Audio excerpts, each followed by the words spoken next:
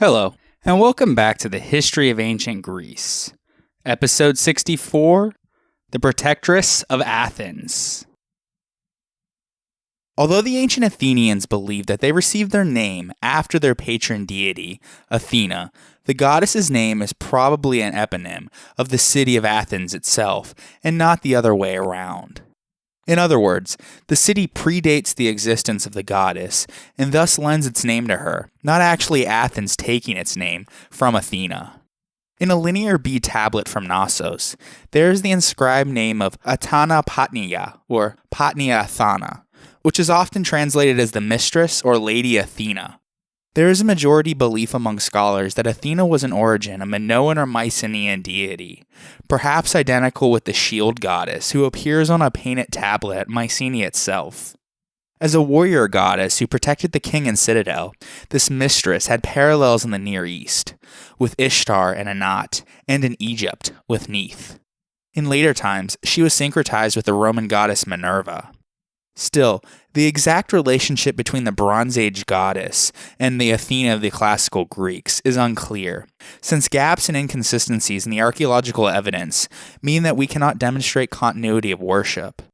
Still, Athena's sanctuaries and temples are very often found at the city center, particularly on fortified heights like the Athenian Acropolis. In Greek towns of the early Iron Age, her dwelling place was often juxtaposed to that of the local chieftain or king. Later, she championed the polis with its varied forms of government. She presided over the arts of war, such as the taming of horses, the training of warriors, and the building of ships. As a goddess of crafts, particularly weaving and metalworking, she invokes the palace economies of the Bronze Age. Even if prototypes of the goddess predated the rise of Athens, she became very early on a unique and divine projection of the corporate personality of the city itself. The Athenians wanted to be known for their wisdom, their military excellence, and their talents in various crafts, all of which the goddess embodied. And so they used Athena as a kind of symbol or mascot on their coins and in images throughout the city. Their foundation myth, that is the story that tells how their city came to be, includes the dominating presence of Athena. They were, for all intents and purposes, the children of Athena, a difficult feat that only myth could accomplish, given that she had never been touched by a male. For how this came about in the early myths of Athens, check out episode 24. Because of this, Athena is often followed by the epithet Parthenos, which means virgin. And so the famous Parthenon in the Acropolis of Athens was the temple dedicated to Athena the Virgin. It is not merely an observation of her virginity, but a recognition of her role as the enforcer of sexual modesty, as the Athenians upheld the ideal of virginal female behavior in their patriarchal society.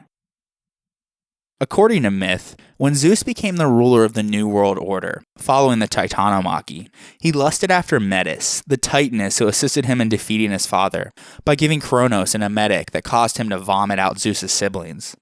Metis took on all sorts of animal shapes to elude him, finally becoming a gnat.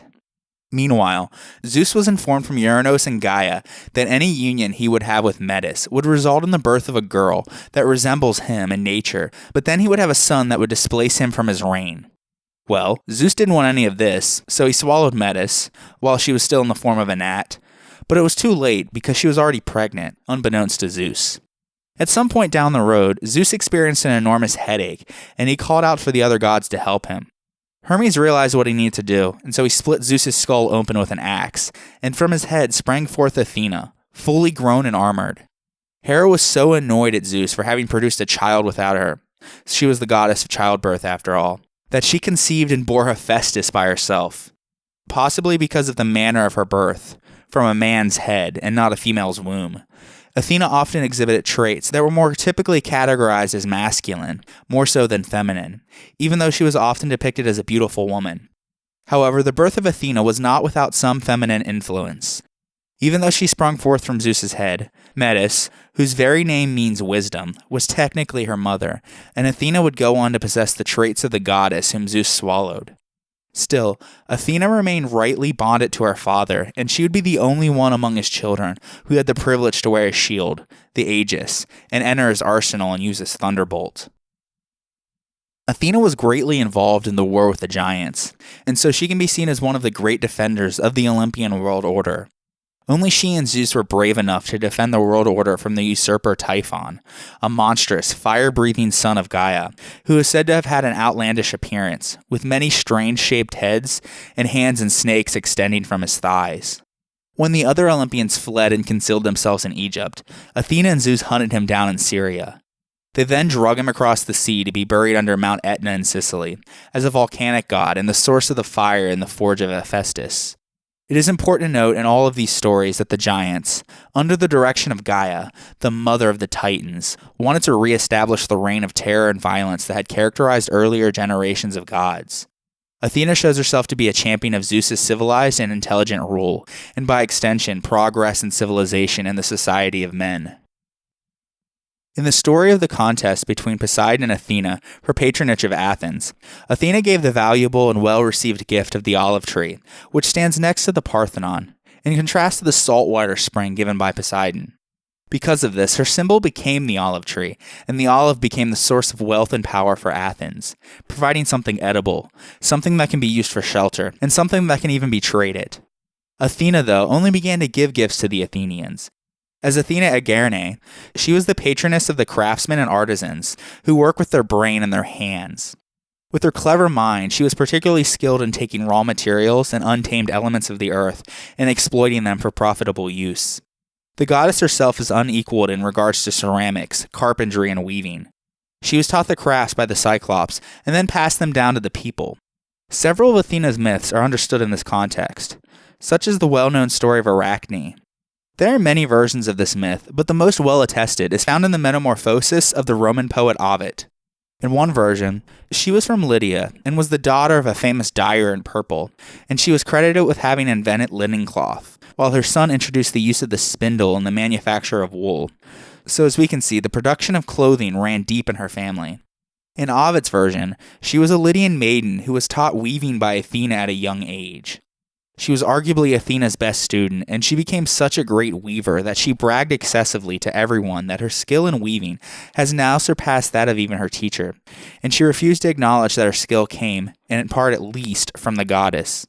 Athena, though, so loved the girl that she gave Arachne a chance to repent her hubris and redeem herself. She did so by assuming the form of an old woman and going amongst the people in Arachne and warning her, quote, "You can never compare to any of the gods. Plead for forgiveness and Athena might spare your soul." End quote. Not knowing that it was Athena in disguise, Arachne doubled down though, replying, quote, "I only speak the truth, and if Athena thinks otherwise, then let her come down and challenge me herself." End quote. Athena was so furious about Arachne's audacity that she revealed her divine nature and challenged her to a contest. Athena chose to weave a tapestry showing her victory over Poseidon for patronage of Athens, plus punishments that the gods imposed on presumptuous mortals. Arachne wove a tapestry that depicted the sexual escapades of the gods, particularly Zeus, who tricked and seduced many mortal women. When Athena saw that Arachne continued to insult the gods with her work, she became even more enraged. In typical divine fashion, she picked up her staff and destroyed Arachne's tapestry and loom. Athena then struck Arachne in the head 3 times. A terrified Arachne, realizing the mistake that she had made, then hung herself with her thread in her shame. Athena felt sorry for her, though, and said that she could live but had to hang there forever. After saying this, she sprinkled her with the juice of a cate's herb, and immediately, at the touch of this dark poison, Arachne's hair fell out. With it went her nose and ears, her head shrank to the smallest size, and her whole body became tinier. Her slender fingers stuck to her sides as legs, and the rest of her body formed her belly, from which she still spins a thread, and as a spider, weaves her ancient web. She kept her old occupation, but was turned into a spider for her hubris, and the Greek word for her spider was Arachne. Athena's association with the crafts often brings her into the realm of Hephaestus, and so this is why the two gods were frequently worshipped together, for instance at the Hephaestion and the Athena Agora. Because their functions oftentimes overlapped with those of Zeus and Poseidon, Athena was often worshipped in tandem with these deities too. Poseidon and Athena shared space in the Ionic Temple on the Acropolis and at Cape Sunion because of their common interest in the Athenian polis, though the myth of their contest for the land shows that the relationship was one of opposition. At Colonus in Attica, Poseidon Hippios and Athena Hippia, of the horses, had a shared altar in Pausanias' time. Athena's interest in horses stemmed not only from her identity as a war goddess, but also from her role as a teacher of crafts and skills. When Poseidon with his violent nature attacked Demeter and sired a horse, named Arion, Athena created the bridle that went on the horse to control it. Furthermore, according to Pindar, Athena gave a golden bridle to Bellerophon, which he used to tame Poseidon's horse-shaped son with Medusa, called Pegasus. In return, he dedicated an altar to Athena Hippia in Corinth, where her worship was focused primarily on the taming and training of horses. And so Athena gave to mankind the ability to control horses, while Poseidon, on the other hand, was the creator of the horse and the source of its fierce energy and speed. Athena also helped the Greeks turn iron into the plow and to develop the yoke for animals. And so Athena is a symbol of civilized behavior. While Poseidon roused waves and created trouble for sailors, Athena helped the Greeks build the first ship, the Argo, which the Greeks used to control the sea. Also, Hermes protected the flocks in distant mountains, from which Athena taught mankind to create wool for their clothes. Furthermore, while Ares represents the chaos of war, Athena symbolizes the order in war. When war breaks down, he loved the fury, but Athena was interested in an orderly, defensive war. She helped the Athenians to develop wartime tactics and technologies, and she built up the defenses of the city. Athena, though, disliked fighting without purpose, and thus preferred to use wisdom to settle predicaments, and so she encouraged people to use intuitive wisdom rather than anger or violence. She approved of fighting only for a reasonable cause, or as the last resort to resolve a conflict. She inspired art, literature, philosophy, and statescraft. She set up the first trial by jury and introduced the idea of mitigating and extenuating circumstances and judging the accused. In short, she provided everything that was needed for high civilization, and in doing so, she propelled Athens to the forefront of the Greek city-states. And so, the many epithets of Athena speak to her technical skills and wisdom. She has clear vision and was sharp-witted, and thus she was described as glaucopis, which either means owl-eyed or bright-eyed, or describes the gray-blue color of Athena's eyes. Because of this, the owl too became the symbol of Athena. Even today, the owl is a symbol of wisdom. Unsurprisingly, the owl became a sort of Athenian mascot. Because of her fierce, warlike character, the Greeks recognized that civilization has to be defended in order to thrive, and so they also called her Athena Promachus, which literally means forefighter, because she stands on the front lines and holds up her shield to defend her favorites in battle. In fact, the statue of Athena Promachus on the Athenian Acropolis showed her in a defensive posture, with a helmet on her head and wielding a long spear and a shield adorned with the head of Medusa. A large snake accompanied her, and in her hand she holds Nike, the goddess of victory. Worshipped as Athena Polias, meaning of the city, she was the protector of not only Athens, but also of many other cities, including Argos, Sparta, Gortyn, Lindos, and Larissa. Athena's mythical intimacy with her father Zeus, as we mentioned earlier, is reflected in many dual cults, particularly those that deal with civic administration, law, and justice. In Sparta, they shared the titles of agoreos, or of the marketplace, xenios, or of strangers, and ambulios, or of council, among others. In Athens, as we learned from the orator Antiphon, the council chamber, or bouleuterion, contained a shrine of Zeus Boleos and Athena Boleia, or of the council, at which members prayed as they entered. Poleos, Zeus's title as the protector of the city, is the masculine form of Athena's common epithet Polius, while Zeus Fratrios and Athena Fratria shared altars throughout Attica as the patrons of the Athenian kinship groups known as phratries. Athena also frequently accompanies Zeus when he appears in his chthonic guise as a serpent. In the 5th century BC, for example, a dual sanctuary of Zeus Malikios and Athena existed at Athens. The same configuration of goddess and serpent companion is to be found in the cult of Athena Atonia, and of course in the presence of Athena's serpent, sometimes identified with Erichthonios, on the Athenian Acropolis. In fact, the earliest autochthonic Athenian kings, like Kekrops, are often associated with the serpent, as we discussed in episode 24. Athena is often called Pallas Athena in literature, as well as on archaic dedications from the Athenian Acropolis, and 2 different stories explain this name. The first is that the giant she fought in the Gigantomachy, and whose skin she flayed and then wore on her breastplate, was named Pallas. This breastplate itself has snakes on its border because the giant was known for having snaky legs.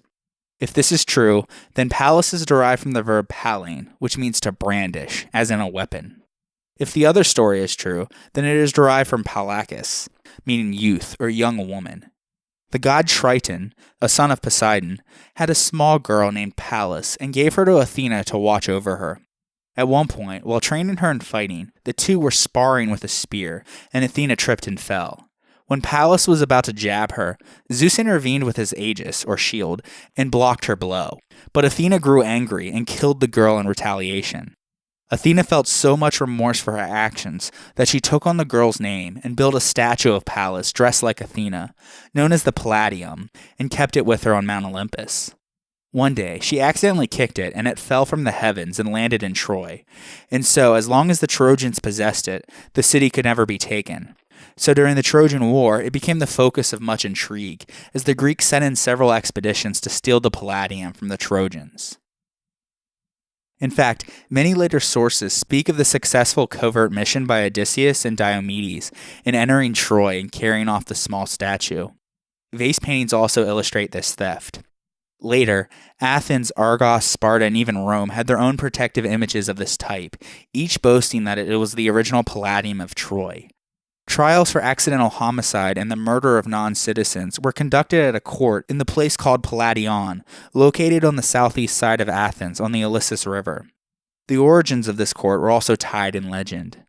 The Athenian king Demophon, the son of Theseus, was said to have confiscated the Palladium from Diomedes of Argos and his men at the port of Phaleron after his return from Troy. During this scuffle, Demophon either killed the Argives or accidentally caused the death of an Athenian. Regardless, he was brought to trial for this homicide in a court near the Ilissus River, which thereafter served the same function. Two old priestly families, the Gephareoi and the Bezuagai, oversaw the sanctuary of Athena established there, and during an annual festival, the statue was carried in a procession to Phaleron, where it was washed in the sea. This cleansed the image from the miasma that was brought about by repeated exposure to the murderers who were tried in the court, and the original bathing of the statue was ascribed to King Demophon himself. Because it was made of wood and small enough to carry about, the Palladion was probably of an archaic date. In ancient Greek literature, Athena appears as the patron and helper of many heroes, who depended on her craftiness and intelligence to either get them out of situations or to carry out their heroic endeavors. Oftentimes, she replaces them in actions so that she can defeat the enemy and keep them safe, in her role as Sotera, or savior. For example, Perseus could not have accomplished the insurmountable task of beheading the Gorgon Medusa, her former priestess who Poseidon raped in her temple, without the assistance and advice of Athena. From then on, she adorns her horrifying Gorgon head on her shield as a deterrent. Also, Athena shows Heracles the way to capture and destroy the various beasts while he was performing his labors, and she supplies him with the necessary weapons in order to free his home country Thebes. Furthermore, she advised Bellerophon on how to tame Pegasus, and she plays a leading part in building the Argo, the ship which carried the Argonauts to Colchis so that Jason could find the Golden Fleece. During the Trojan War, Athena and Hera support the Greeks, driven by their hatred towards Paris, who refused to give them the apple of beauty and instead preferred Aphrodite. Although she is a warfare deity, she fights with intelligence and prudence, contrary to her brother Ares, who is known as the frivolous and furious god of war. In fact, she frequently faced off against him on the battlefield, since Ares allied with the Trojans, defeating him badly on several occasions. Furthermore, wearing the helmet of Hades, which makes one invisible, she aided Diomedes in defeating both Aphrodite and Ares, and making him known as one of the greatest heroes of the Greeks. Athena assisted the Greeks during the closing years of the Trojan War, when most of the other gods had ceased to maintain their involvement, though the presence of a major shrine for her in the city of Troy did complicate matters. In the end, however, she helped Odysseus design and create the wooden horse that brought down the city and won the war for the Greeks.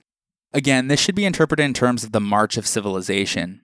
In the Greek view, Troy represented the East with all of its decadence and strange worldview. In other words, Troy stood for another direction that mankind could take in its progress, a direction that challenged the Greek, and therefore Western, vision for what mankind should be. The struggle was great, but in the end, the Greeks defeated the Trojans and secured, with the help of Athena, a social order molded in their image. Athena particularly supported the wily Odysseus, the man of many turns, who depended on his wits to help him navigate a world filled with violence and brute force, as well as his son Telemachus. On his way home, she assisted Odysseus in getting out of the many predicaments that he found himself in, as well as assisting Telemachus in his travels around to his father's old comrades. Along with Apollo, she helped Orestes escape from the Furies, who were after him for killing his mother Clytemnestra, and acquitted him with her vote at the court of the Areopagus. Her advisory role towards everyone shows the superiority of the use of intellect over other types of powers. During the sack of Troy, Ajax of Locris, not to be confused with Ajax, the cousin of Achilles, attacked the Trojan princess Cassandra, who had sought refuge beside the statue of Athena inside her temple, and as he dragged her away, he toppled her sacred image. According to some sources, Ajax violently raped her inside the temple. Regardless, either deed was sacrilege enough to ignite the goddess's wrath. But instead of directing it solely at Ajax, she unleashed it on all of the Greeks as they returned home, because they had failed to reprimand him. So she persuaded her father Zeus to send a storm that sank many of their ships. Ajax's ship, in particular, was hit with a thunderbolt and he drowned. A few years later, a plague fell upon Locris, and the people consulted Apollo's oracle at Delphi. They were told that their penance for Ajax's crime would last 1,000 years, and that they must choose 2 of their girls by lot and deliver them to the shores of Troy to serve as temple servants of Athena. These girls must be led to the goddess secretly by night, while the Trojan men hunted them down. Maidens killed attempting to reach the safety of the temple were to be burned with wood that bore no fruit, and their ashes cast in the sea. Those who arrived unharmed had to remain in the sanctuary for life, barefoot and wearing only simple clothing, sweeping out the temple and performing other menial duties like slaves. They grew old as virgins, and when one died, another maiden must be brought to take her place. This tribute of maidens, reported most fully by Lycophron and mentioned by a number of later authors, has no exact parallels in Greek practice.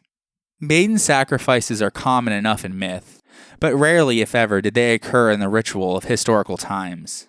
The Locrians of Italy, according to some dubious sources, devoted their daughters as sacred prostitutes to the service of Aphrodite, but in these accounts the girls' lives were not threatened, nor were they forced to leave their homes forever.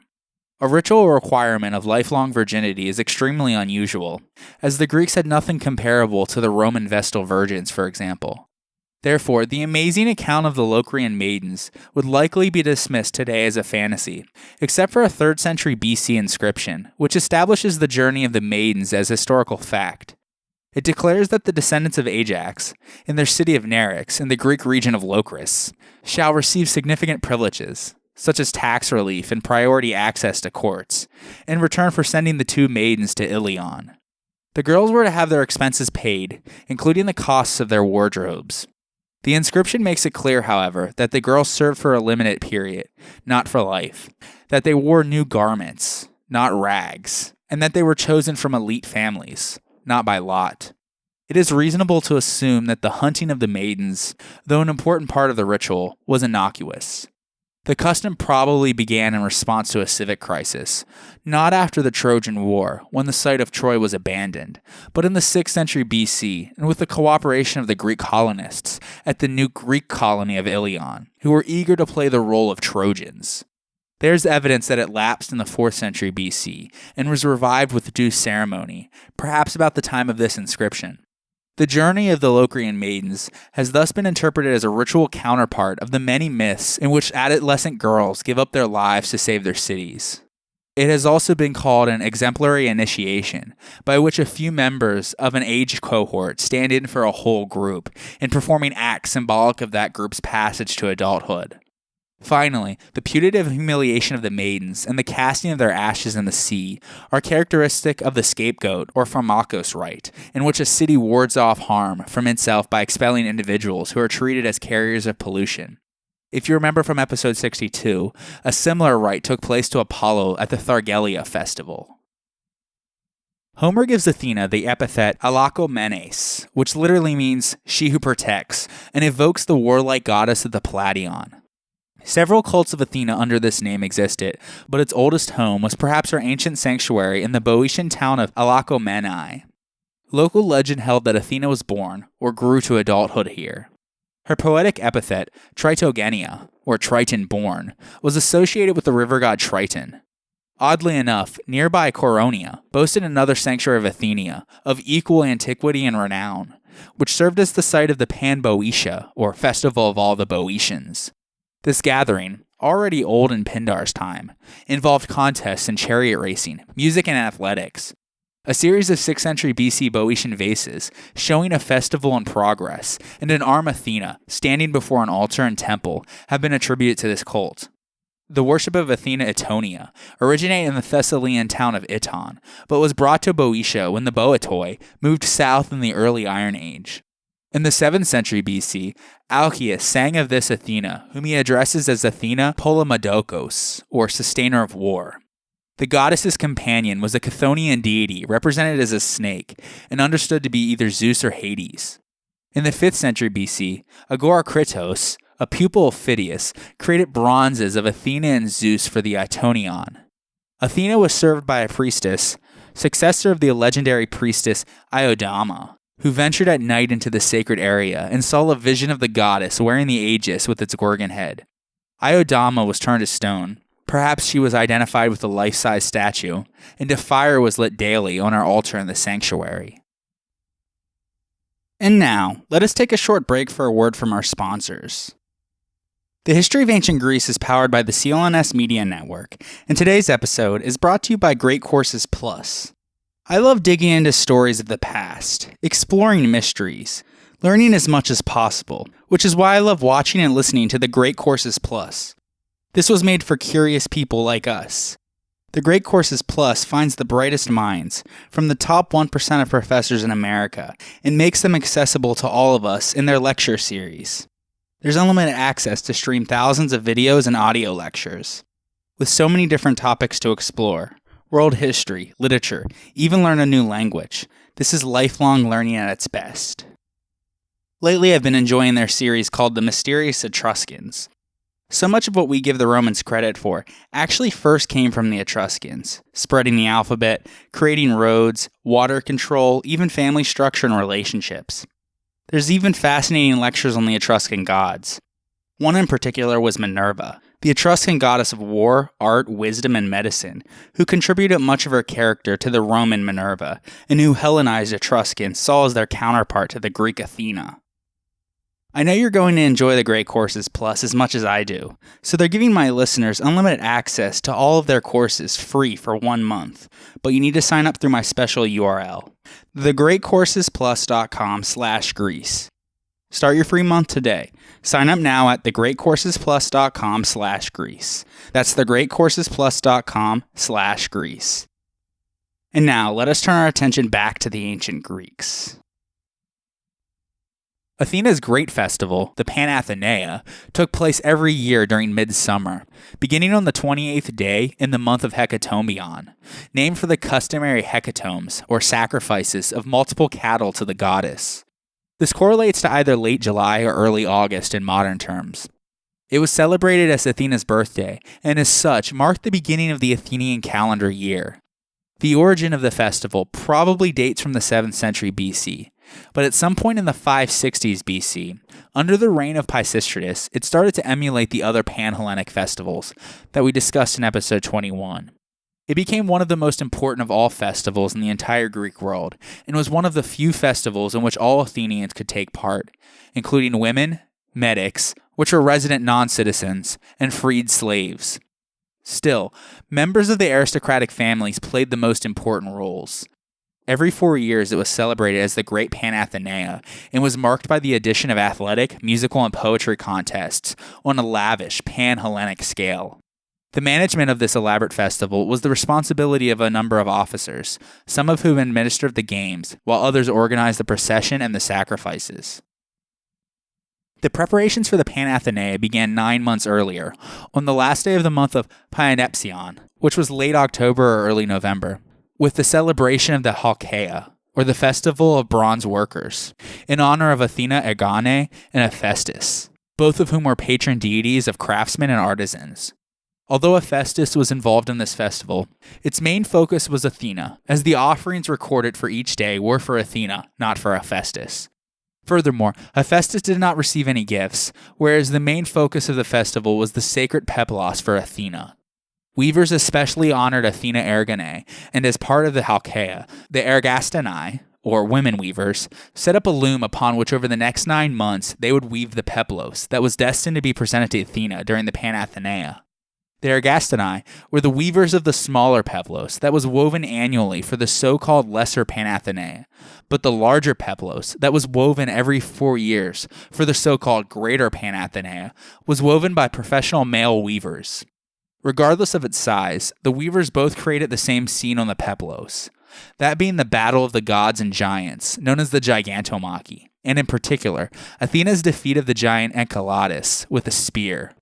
The Ergastanae were either virgin girls of marriageable age or older matrons, and were assisted by 2 little girls clad in white, about 7 to 11 years old. 4 had been nominated from the elite families by the Athenian people, but only 2 were to be chosen by the Archon Basileus. These girls, known as the Eraphoroi, lived on the Acropolis for the rest of the year, just as the daughters of King Cecrops once did. Their role was to tend to the sacred olive tree of Athena. Because of their youth, they were not really directly involved with the weaving, but it was believed that their presence blessed the work. It was considered a great honor to be chosen as an Eraphoroi. In fact, there are honorific portraits and inscribed statues that have been found that were dedicated by aristocratic fathers in order to commemorate their daughters' involvement. As late spring drew near, the ritual and logistical preparations for the Panathenaea began in earnest. The purificatory month of Thargelion, which was late May or early June, brought 2 holy days involved for the cult statue of Athena, both associated with Aglaros, one of the 3 daughters of Cecrops and a priestess of Athena who leapt to her death from the Acropolis. The first day, called the Kalanteria, or of beautification, is also described as the sweeping out of the temple. The verb kalunein can mean both adorn and sweep. Alternatively, the ritual may have involved the cosmesis, or adornment of the image, with jewelry and other items, because it was said in connection with this festival that Aglaros was the first to adorn the goddess's image. Then, on the 22nd day of the month of Thargelion, the Athenians celebrated the Plinteria, a festival that lasted for 5 days. Its name came from the verb plinein, meaning to wash. During this period, the Plintrides, who were priestesses from the Praxaergidae, an Athenian priestly family, performed a cleansing ritual within the Erechtheion, a sanctuary on the Acropolis that held the original cult statue of Athena. During this festival, a rope surrounded this temple in order to preclude all outside communication in it, and these priestesses removed the garments from the statue, bathed and purified them. The naked image was veiled for 1 day, to conceal it from the sight of the people, and the city was therefore, so to speak, without its protecting deity, and thus it was considered unlucky to conduct either private or public business on that day. Also, all 5 days during this festival were considered apophrades, or impure days, in which all Athenian sanctuaries were to be closed, and some Attic demes, such as Erchia and Thorikos, held their own observances too. At this time, the priestesses conducted secret rites, and a cake made of dried figs, the first domesticated fruit, called hegatoria, was carried at the head of a procession as a reminder of Athena's primitive origins. The somberness of the day was attributed to the mourning of Aglaros, but it was clearly part of a cycle of purification and a necessary preliminary to the celebration of the New Year and the Panathenaea. A month called Plinterion, attested in the Ionian islands of Paros, Thasos, and Chios, suggests that this observance predates the Ionian migration, though it is not certain that the name Plinterion refers specifically to the same washing ritual. During the month of Scarophorion, which was late June or early July, the Eraphoroi concluded their year serving Athena on the Acropolis by performing a secret nocturnal rite called the Eraphoria. The name is derived from eraton, or mystery, and the verb pherein, meaning to carry, and so the 2 girls who partook in this rite were the Eraphoroi, or the ones who carry a mystery. According to Pausanias, Athena's priestess gave them sacred objects in baskets, which they carried on their heads, starting from the Erechtheion to an enclosure in the city not far from the sanctuary of Aphrodite in the gardens, accessible by a natural underground descent.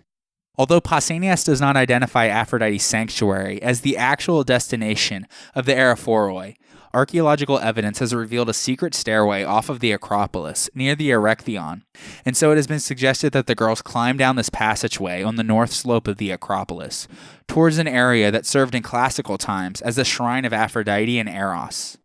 Neither the priestess nor the young girls knew what the objects were that were being carried, but when they reached their destination, they exchanged what they had with them for other hidden objects, and then immediately returned to the Acropolis.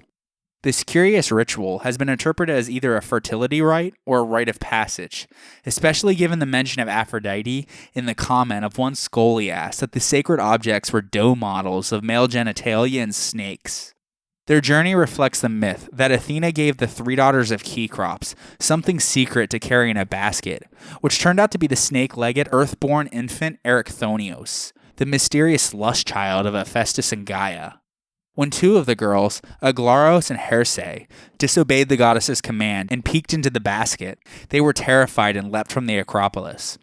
The sanctuary of Aglaros lied at the northern slope of the Acropolis, and it may have been a precinct that the two Aerophoroi would have passed by as they descended. Pandrosos, the one daughter who obeyed Athena, had a shrine beside the Ionic temple of Athena, and the families of former Aerophoroi sometimes made dedications to Athena and Pandrosos. Finally, the new year brought the Panathenaea. It typically lasted 8 days, and was kicked off at sunrise by a lampe de droma, or torch race, from Piraeus to Athens. The highlight of the festival was the Panathenaic procession, in which all segments of Athenian society participated. The procession assembled before dawn at the Dipylon Gate in the northern section of the city, that being the Kerameikos, or the Potter's Quarter, and made its way through the Agora towards the Acropolis, following the path that is known as the Sacred Way, a distance that is about 1 kilometer. Only Athenian citizens and those carrying objects in the procession could pass through the Propylaea and enter the Acropolis, though. They passed the Parthenon and stopped at the great altar of Athena in front of the Erechtheion. Each year, a newly woven peplos was placed on a life-sized old wooden statue of Athena Polias, the guardian of the city. Every 4 years, an enormous peplos was placed on the Athena Parthenos. This giant peplos was wheeled along the procession, hoisted atop some sort of a float in the shape of a ship, kind of like a sail. There must have been a ramp at the Propylaea in order to get this float-like object up onto the Acropolis. The olive wood cult statue was now fully dressed and adorned for the first time since the removal of its cosmesus during the Plentaria. Also, the little girls who were chosen to be in the procession each carried a normal-sized peplos for the life-sized Athena statues. Once they got up to the Parthenon and swapped out all of the peploi, both on the large statue and on the life-size statues, there was a sacrifice of about 100 cattle. All were sacrificed on the great altar of Athena Polias, except for one, which was pre-selected as the best quality cow and sacrificed on the altar of Athena Nike. This was overseen by the 10 hieropoioi, literally the doers of sacred things, and there was one from each Athenian tribe. The meat was divided amongst the Athenian citizens, with larger portions being given to the Prytanes, the 9 archons, the 12 strategoi, the taxiarchs, the treasurers of Athena, the hieropoioi, and the canophoroi, or those who carried baskets in the procession with sacrificial implements. This was a highly honored task, usually given to young girls. Then, the rest of the meat was consumed by the Athenians and the Kerameikos, where there was a huge celebration that lasted all night. The procession is depicted on a series of relief sculptures on the Parthenon, which we will discuss next episode. An inscription from the 4th century BC gives some idea of the expenses incurred in mounting the annual Panathenaic festival. It gives the beginning of a decree that concerns the income from Nia, a tract of land that was to be used to purchase the animals for the sacrifice. It states that 41 minae, or 4,100 drachmas, was earned from that land and used towards the bull sacrifice. For the expenses of the procession, the decoration of the great altar, and all the other necessary expenditures for the festival and the all-night celebration, 50 more drachmas were provided. Since the average day wage of an Athenian at this period is estimated to be about 1 drachma, we can see that this was an enormous expense each year. Although the Panathenaic procession was open to many segments of the Athenian population, the athletic games and contests at the Great Panathenaea were only for male Athenian citizens. They were modeled after those at Olympia. Winning the chariot race was considered to be the greatest honor. Along with the usual athletic and equestrian contests, there also were the euandrion, which was a beauty contest amongst the athletes, pyrrhike, or military dances in armor accompanied by music, apabate, or chariot races in which the driver had to jump out of the chariot, run alongside, and jump back in, and a ship race in the harbor. The winner of these athletic and equestrian competitions won an amphora filled with olive oil, made from the olive trees sacred to Athena.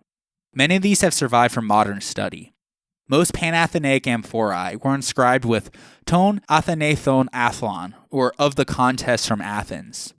Created in the black figure technique, on the reverse there usually was a representation of the athletic or equestrian contest for which the prize was awarded.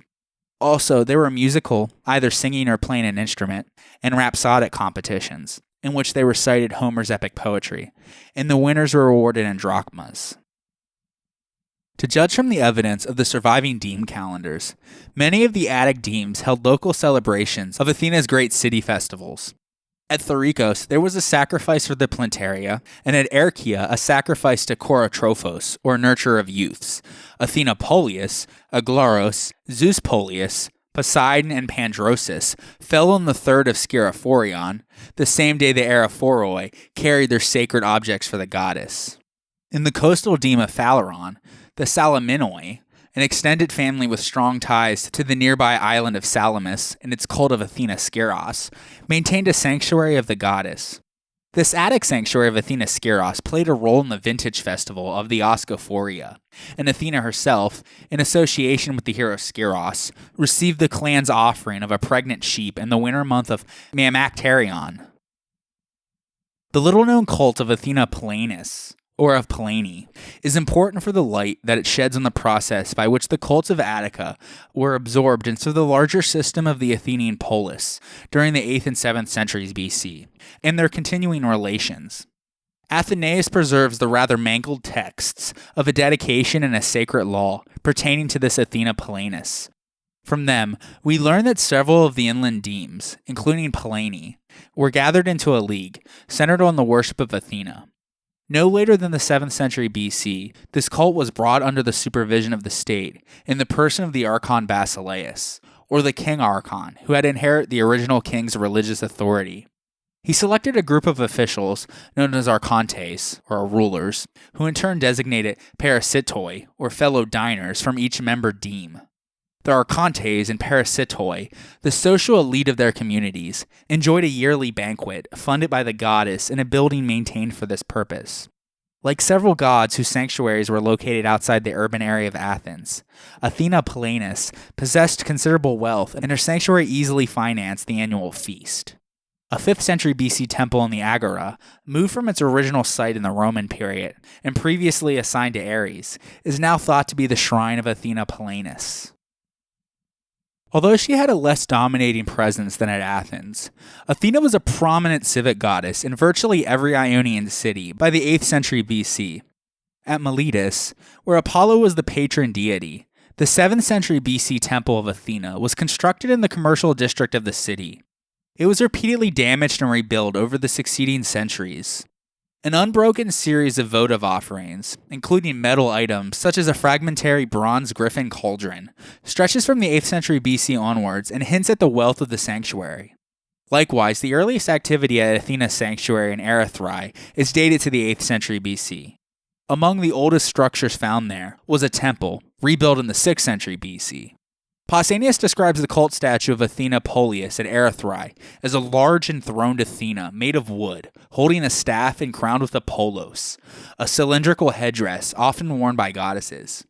Such representations of Athena with spinning tools are virtually absent from the Greek mainland, although facilities for sacred weaving in her sanctuaries were not unusual. At Smyrna, the first temple to Athena appeared in the early 7th century BC, and its successors grew ever more elaborate. Excavation has revealed a wealth of faience, ivory, terracotta, and stone objects traceable to Rhodes, Crete, Cyprus, and Syria, evidence of the cosmopolitan city's flourishing trade in the Orientalizing period. Around 600 BC, the Lydian ruler Alyattes sacked the city and looted the temple, but the people quickly rebuilt it. Several mushroom-shaped capitals from the early 6th century BC temple have survived. Alyattes also burned the temple of Athena at Assesos, in the territory of Miletus. As a result of the sacrilege, he fell ill, and the Delphic oracle ordered him to rebuild the temple as penance for his offense to the goddess. Investigation of the ancient site, where excavators found the remains of an archaic city and at least one temple destroyed and rebuilt in the 7th century BC, supports the general outline of Herodotus' account, which we described in great detail in episode 15.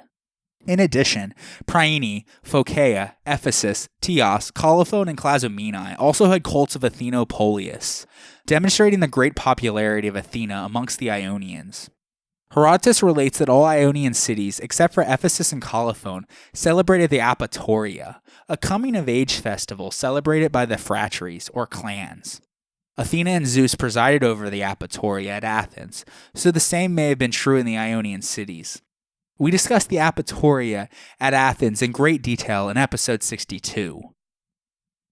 Tegea in Arcadia was an important religious center of ancient Greece, and the sanctuary containing the temple of Athena Alia is the richest site so far excavated in that district, and the only one to produce significant Mycenaean finds. The earliest material dates to the late Bronze Age, and though cult activity is archaeologically visible only from about 900 BC, the worship of a goddess on the spot may have far deeper roots. Excavations have focused on the site of the successive temples and an associated sacred spring to the north, both of which yielded a rich variety of archaic and classical votives, including a wealth of bronzes, lead and iron objects, jewelry, and ivories. Some take the form of horses and deer, and there are also sealstone and fibulae. During the 8th century BC, the first temple was constructed of wattle and daub on an apsidal plan, and had a neighboring metal workshop. It was replaced in the late 7th century BC by a monumental stone temple, which continued in use for some 300 years until it was destroyed by a fire in 392 BC. The sculptor and architect, Scopas, designed the third temple in the Doric order, as one of the finest and largest in the Peloponnese. Only the foundations and some column drums are all that stand today. The priestess of the temple of Athena Alia at Tegea was always a maiden who held her office only until she reached the age of puberty. The Archaeological Museum at Tegea narrates the history of the temple and displays collections from the excavations. Its east pediment illustrated the Arcadian myth of the Caledonian boar hunt, and the trophies from the great beast, including its hide and tusks, were proudly displayed within.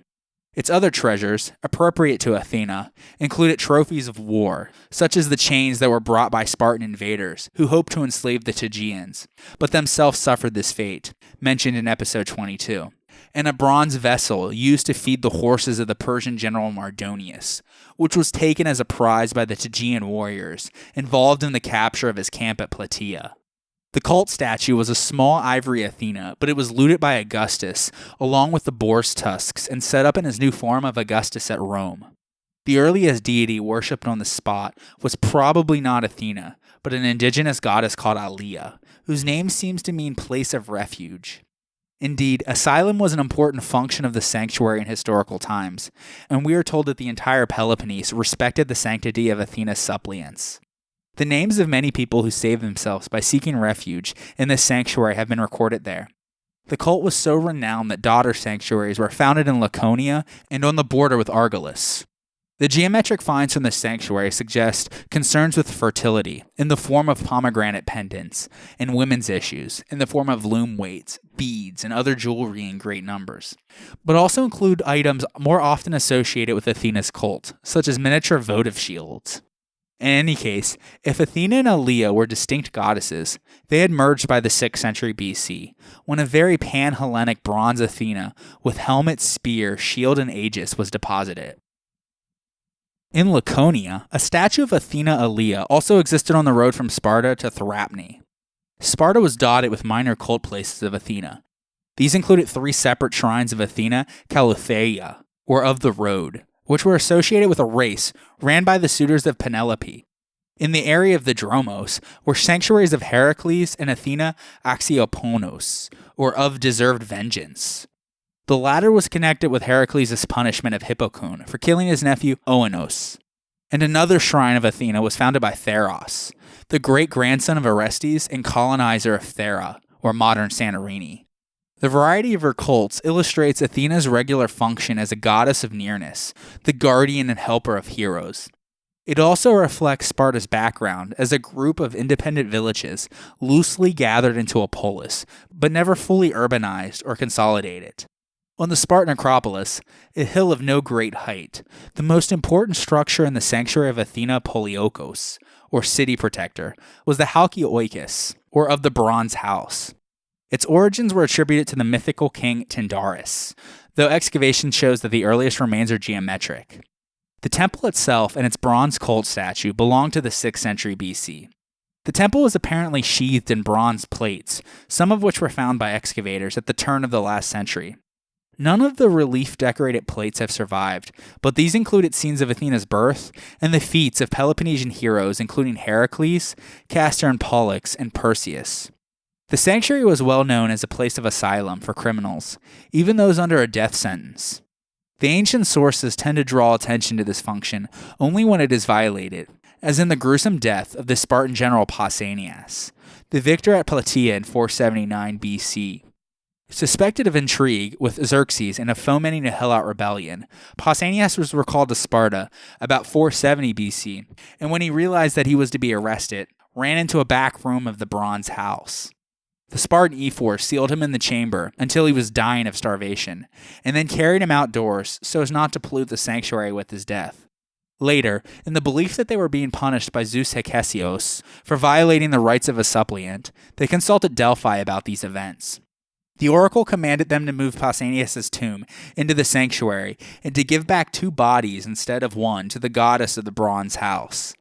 Therefore, they installed 2 bronze statues of Pausanias beside Athena's altar.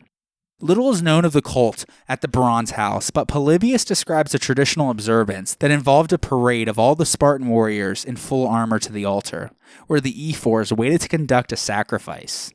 Among the finds in the sanctuary were bronze figurines of Athena and a trumpeter, and nearby on the Acropolis, a 5th century BC marble statue of a helmeted hoplite, known today as Leonidas. Unexplained is the large number of bells, 40 of bronze and 80 of terracotta. They may have been dedicated by night watchmen who carried them on their patrols or warriors who used them as horse trappings. Pindar's 7th Olympian Ode, written for the boxer Diagoras of Rhodes in 464 BC, celebrates the prominent cult of Athena in the city of Lindos, one of the 3 original Greek cities on the island of Rhodes. Like the people of Alakomenai in Boeotia or Alephera in Arcadia, the Rhodians believed that their island witnessed the birth of Athena from Zeus's head. Helios, the patron deity of Rhodes, urged his children to be the first to honor the goddess with an altar and the smoke of sacrifice. But climbing to the peak of the Lindian Acropolis, they forgot to bring live embers, establishing instead the custom of fireless sacrifice. Zeus confirmed these events by sending snow of gold on the city, while Athena herself taught the Heliadae the skills to create wondrous works of art that moved like living creatures.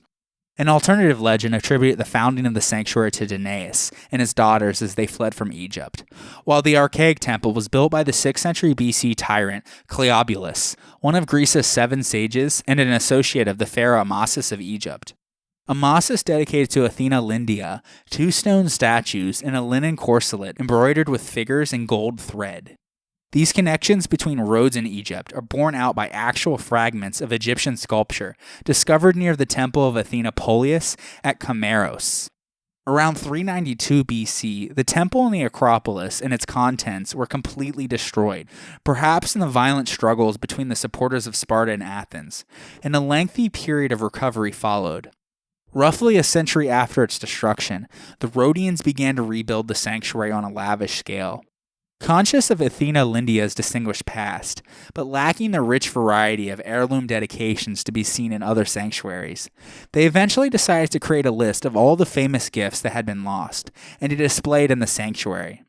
This inscription, known as the Lindian Chronicle, dates to 99 BC and is one of the longest surviving Hellenistic inscriptions.